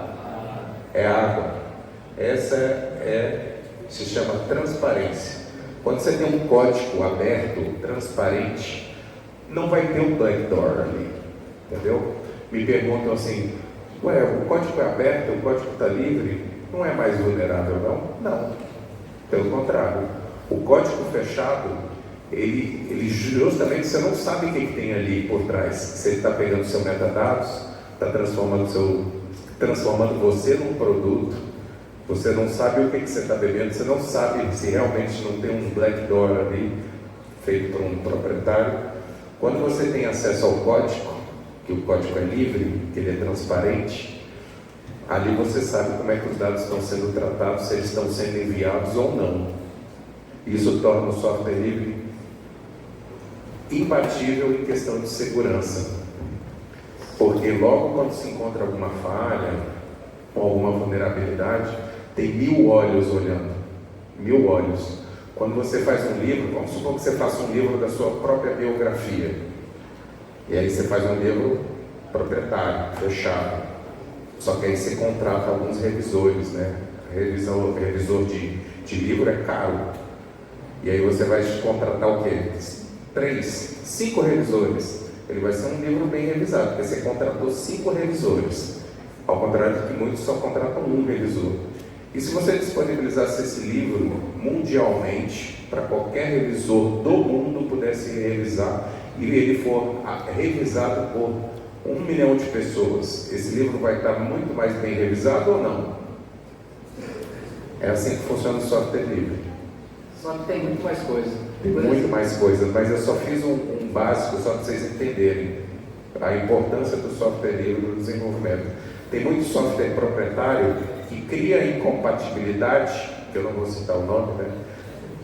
Eu não sei se eu devo, não. Não, sim. Eu preciso. Eles criam a incompatibilidade, sendo que existe só um exemplo, um switch office, né?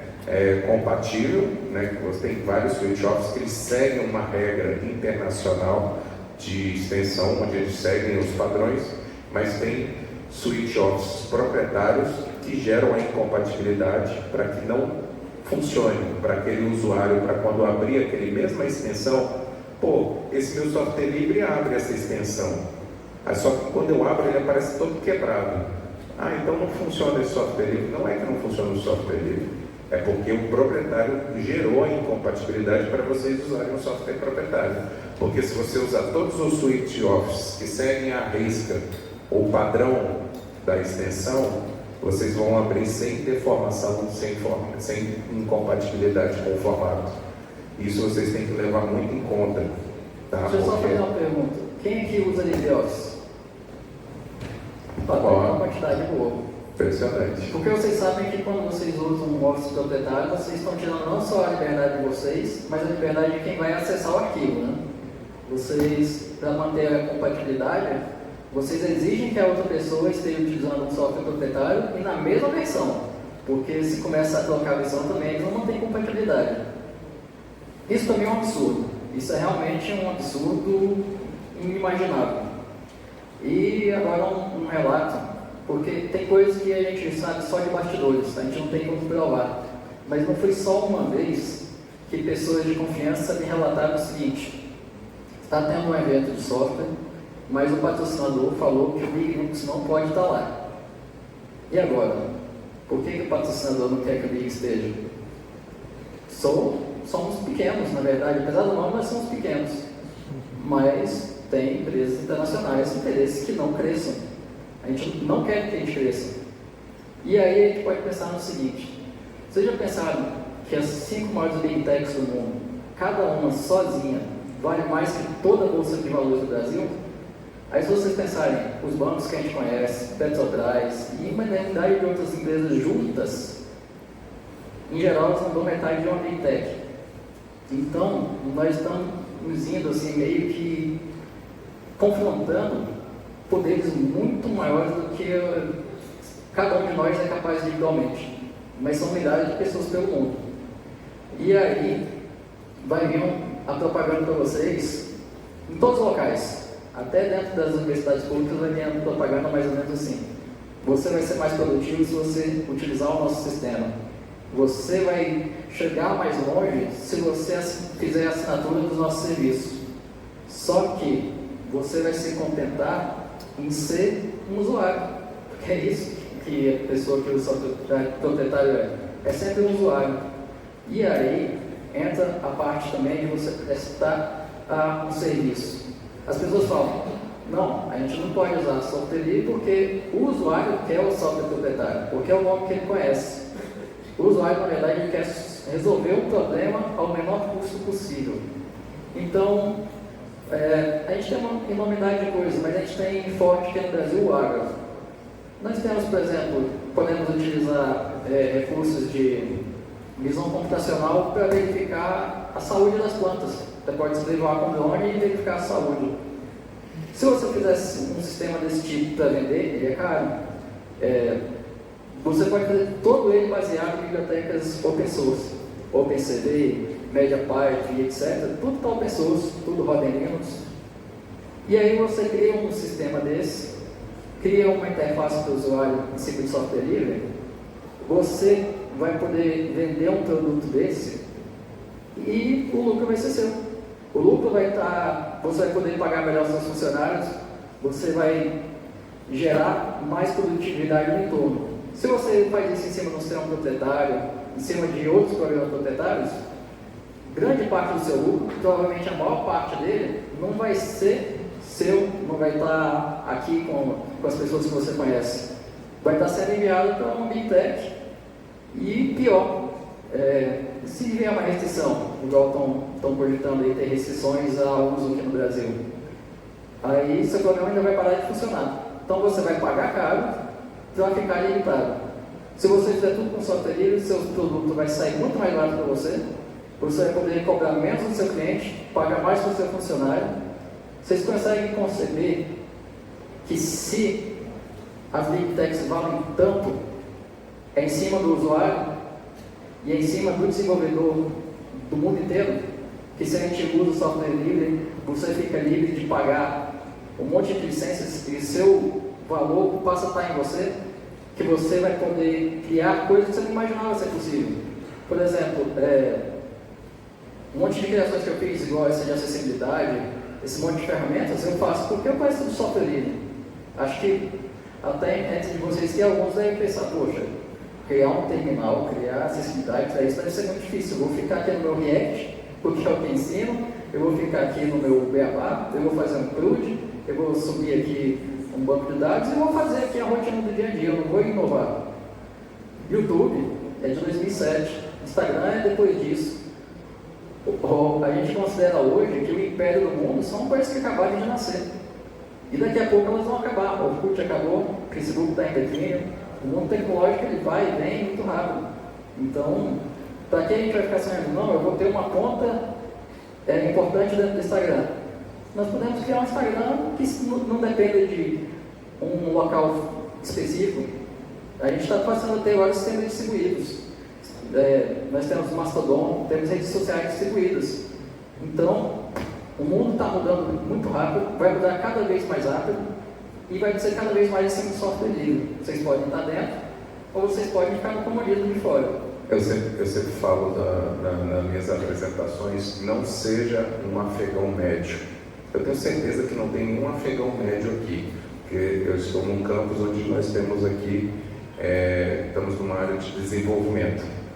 Mas é isso, né? Vocês têm que realmente fazer a diferença e se vocês aprenderem software livre, vai ser curioso para vocês, que vai abrir demais a mente de vocês.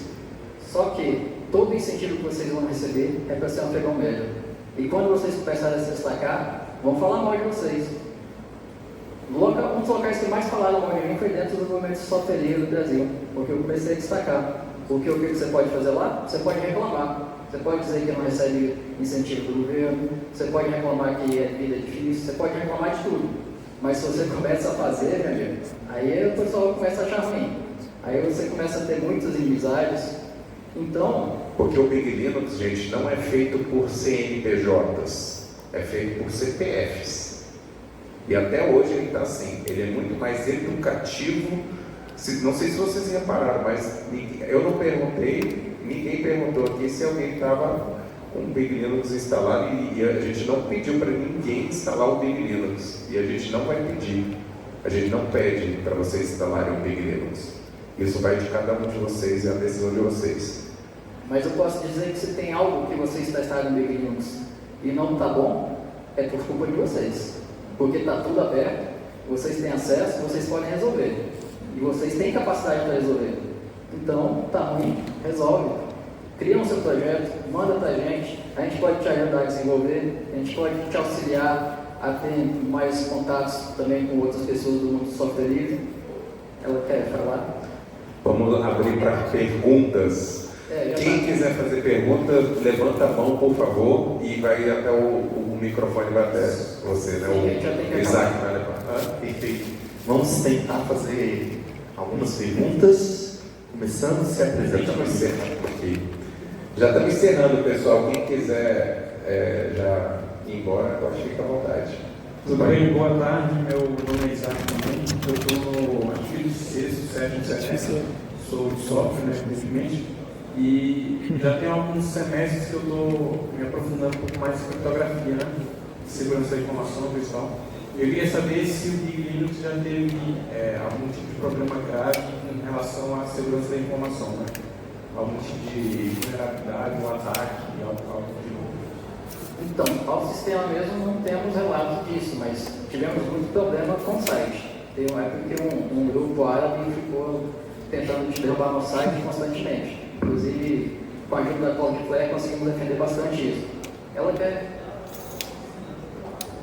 Com o sistema em si, não. A gente, inclusive, tem algumas pessoas que já fizeram pentest no Big Linux e até agora não foi reportado nenhum problema até agora, né, de especialistas. Mas assim, você tem o convite para você Você pode fazer o teste se quiser, você pode meter bronca. E não é só fazer o teste, se achou o problema, traga a solução. Traga a solução. Oi, tudo bem? Meu nome é Clara. Eu só fiquei com uma dúvida em relação a como se dá esse contato quando a gente quiser contribuir. A gente manda para o Git, como funciona o contato com vocês, para vocês darem feedback para a gente? Você pode ir tanto no Git Big Linux, pode ir no Git Big Community, ou pode ir nos grupos de Telegram Big Linux ou Big Community. E assim, quando vocês começarem a mostrar que realmente tem dedicação, que querem evoluir no projeto, nós temos um grupo fechado, que é para pessoas que realmente demonstram interesse. Aquelas pessoas mais engajadas têm prioridade, né? E aí a gente coloca num grupo de principais voluntários. Hoje acho que são 7 pessoas. Geralmente as pessoas não ficam lá dentro. Mais alguma pergunta? Ou o Isaac quer perguntar de novo? Fica à vontade, Isso. Isaac.